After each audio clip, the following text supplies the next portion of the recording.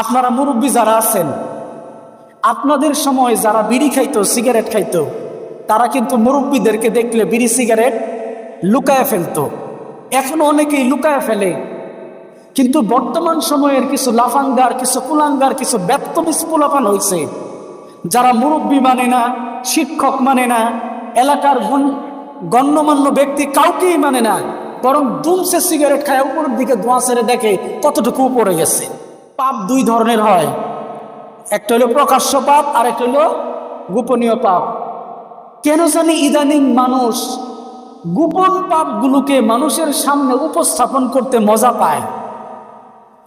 একসময় এই কাজটা মানুষ আড়ালে আবডালে করত, এখন সেটা প্রকাশ্য দিবালোকে বুক ফুলিয়ে করতে মানুষ পছন্দ করে।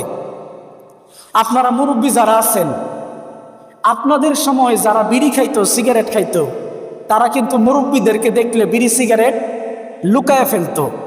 এখনো অনেকেই লুকায় ফেলে, কিন্তু বর্তমান সময়ের কিছু লাফাঙ্গার, কিছু কুলাঙ্গার, কিছু ব্যক্তবিজ পোলাপান হয়েছে, যারা মুরব্বী মানে না, শিক্ষক মানে না, এলাকার গণ্যমান্য ব্যক্তি কাউকেই মানে না, বরং দুমসে সিগারেট খায় উপরের দিকে ধোঁয়া ছেড়ে দেখে কতটুকু উপরে গেছে। তাহলে বলেন তো, দিনে দিনে মানুষ পাপটাকে গোপনে করতে ভালোবাসে না প্রকাশ্যে করতে ভালোবাসে?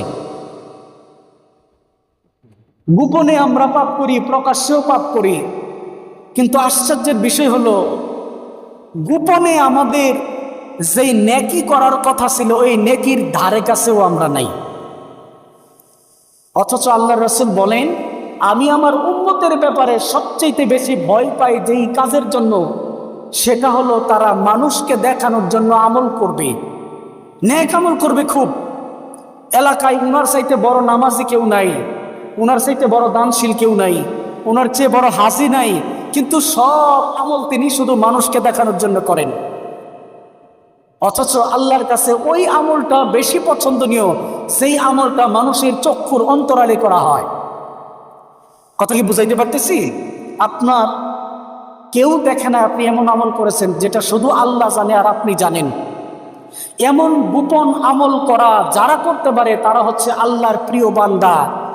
তাদেরকে আল্লাহ পছন্দ করেন, ভালোবাসেন, মহব্বত করেন, এই জন্য তাদেরকে গোপনে আমল করার মতো তৌফিক দান করেন।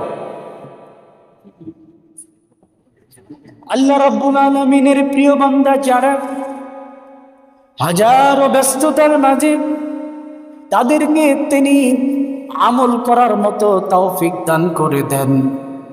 আর আমি আপনি গুনাহগার, আল্লাহ আমাদেরকে পছন্দ করে না।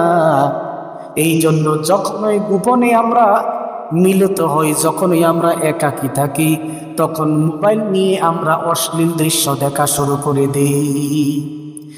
অথবা একান্ত গোপনে যখন দুইজন কথা বলি, তখন অপর ভাইয়ের বিরুদ্ধে গীবত করা শুরু করে দেই, আরেক ভাইয়ের বিরুদ্ধে ষড়যন্ত্র করা শুরু করে দেই। অথবা আমি যখন একাকী থাকি, তখন কিভাবে অপর ভাইকে ষড়যন্ত্র করে ছোট করা যায়, হেয় করা যায়, তার জমিগুলোকে হাতিয়ে নেওয়া যায়, কেমন করে তাকে জুলুম করা যায়, এই রকম চিন্তা চেতনা পরিকল্পনা একাকী মনে মনে আমি আঁকি। অথচ আল্লাহর রাসূল বলেন, কাল কিয়ামতের ময়দানে আরশে আজিমের ছায়া ছাড়া যখন কোনো ছায়া থাকবে না, আল্লাহ রাব্বুল আলামিন 7 কিসিমের মানুষকে আরশের নিচে ছায়া দান করে দেবেন।